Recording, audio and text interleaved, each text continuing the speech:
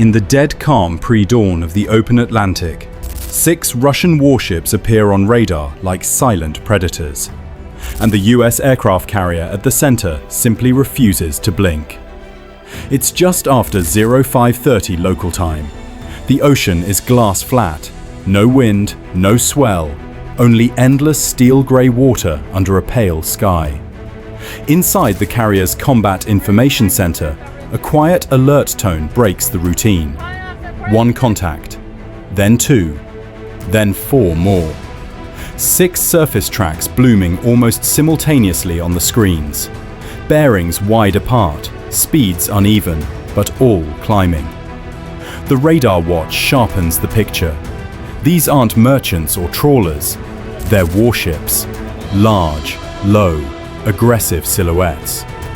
Condition 3 is set without fanfare. Hatches secured, crews quietly shift to stations, weapons systems quietly powered up, but not yet hot. On the bridge, the captain stands steady. Course unchanged. Speed locked at 22 knots. No deviation. The closest point of approach, CPA, begins to shrink. 28 miles, then 24. The 6 contacts accelerate in a loose arc. 2 angle toward the port quarter. 2 push forward, the trailing pair hanging back like sentinels.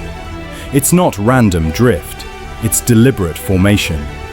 Optics swing out, thermal blooms confirm. Russian surface combatants, modern hulls, active radars painting the carrier hard. The captain says nothing. He doesn't need to.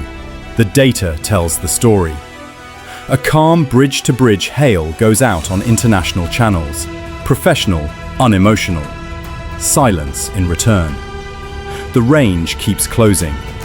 At 15 miles, the geometry stops being abstract. This is where small maneuvers matter, where miscalculation can become incident. The carrier's forward gun turret rotates just enough, a subtle, unmistakable message. Electronic support measures go active, cataloging every Russian emission. Pulse widths, frequencies, scan patterns. They're probing. The Americans are listening harder. The ring tightens. 1 Russian ship surges ahead, testing the forward space. Another mirrors from the opposite side. Pressure without outright provocation. CPA drops below 4 miles. Inside CIC, tracks update in real time. The tactical display shows a textbook encirclement, not aggressive enough for weapons free, but close enough to make intent crystal clear. Still, the carrier holds course. No turn, no speed change. Flight deck remains locked down, aircraft wings folded. From outside, it looks almost indifferent. From inside, every system is alive, recording, analyzing. What are the Russians hoping to see? A flinch? A course correction? They get neither. 12 miles. The ocean becomes pure mathematics. Bearings converge, wakes begin to interact. 1 contact, call it delta, adjusts course by 5 degrees inward. Precise. Calculated to collapse the CPA under 2 miles if nothing changes. The bridge crew watches the bearing lines tighten. Silence stretches. Then the captain speaks 2 words, flat and final. Maintain course. At 1.9 miles, the tension peaks. Steel is close enough to see hull numbers through long-range cameras. Russian radars shift to narrow beams, focused scans. They're studying the carrier up close. What they don't realize is the carrier has already studied them. Every radar signature fingerprinted, every maneuver time-stamped, every hesitation logged. A junior officer glances at the captain. No response needed. The message is the same. We are not reacting. We are documenting. The balance breaks. Delta pushes harder, speed to 28 knots, bow wake flaring white. This is no longer observation. This is a probe. CPA plummets. 2.1, 2.0, 1.7 miles. At this distance, wakes collide. turbulence becomes real danger. No panic on the bridge. The officer of the deck stays even.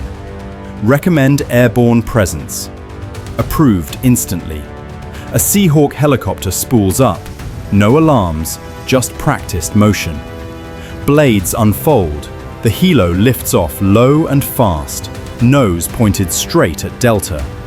It holds 200 feet, offset to port, cameras rolling, sensors locked. Then the green laser. One deliberate, steady pulse, straight onto the Russian bridge windows. Non-lethal, unmistakable. A clear international warning signal. The radio follows immediately. Tone calm but firm. Russian naval vessel. This is United States Navy aircraft. You are conducting unsafe maneuvers in international waters. Alter course immediately to ensure safe separation. 5 tense seconds pass. Then Delta's wake shortens visibly. Speed bleeds to 24 knots. CPA stabilizes at 1.6 miles. The ring begins to loosen. 2 other ships ease outward, creating breathing room. Another drops back astern. Space reclaims the water, geometry unwinding. The Russian bridge finally transmits. Brief, formal. United States naval vessel. We are conducting routine operations. We request safe separation. The carrier's reply is measured, resolute. You are operating in international waters. Your maneuvers are being recorded for the record. The Seahawk maintains position a moment longer, then peels away slowly, climbing just enough to clear the airspace, cameras never deactivating. Delta adjusts course 4 degrees outward.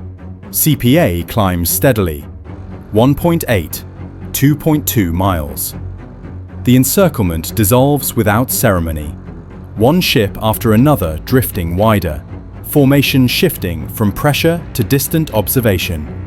No dramatic retreat, no flags lowered, just distance returning to the sea. By 0600, the surface picture normalizes. Priority red tracks fade to standard monitoring. The carrier presses on at 22 knots, course unchanged from the first alert. The Seahawk touches down, rotors fold, deck secured. In CIC, analysts continue the painstaking work, time-stamped logs of every course change, speed adjustment, emission pattern, coordination flaw. This wasn't a victory won with noise, missiles, or bravado. It was a quiet test of discipline under pressure. The Russians pushed the envelope. The carrier held the line. One boundary was tested, and it held firm. In the aftermath, the real value emerges: intelligence. Every radar fingerprint, every timing drift, every hesitation added to libraries for future reference. 6 warships came close. 1 came too close. Then they didn't. That single distinction carries weight. At sea, escalation isn't defined by weapons fired. It's defined by choices made in the face of provocation. The Russians ultimately chose distance. The Americans chose consistency. No one crossed the final red line.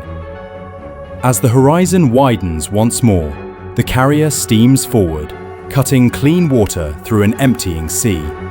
Routine returns. Watches rotate. Coffee cups appear on glowing consoles. Sailors exhale quietly. For the crew, this was never high drama. It was procedure, a living demonstration that true mastery on the high seas doesn't demand motion. It demands unyielding resolve.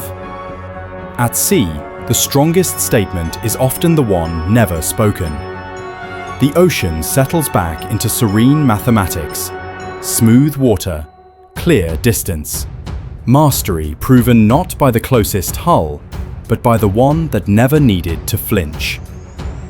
If this tale of quiet power amid rising global tensions gripped you, smash that like button right now and subscribe to Winds of Thought for more deep dives into naval standoffs, military strategy, and the unspoken rules of the high seas. What would you have done in the captain's chair? Hold steady and let the records speak, or maneuver to break the tension first?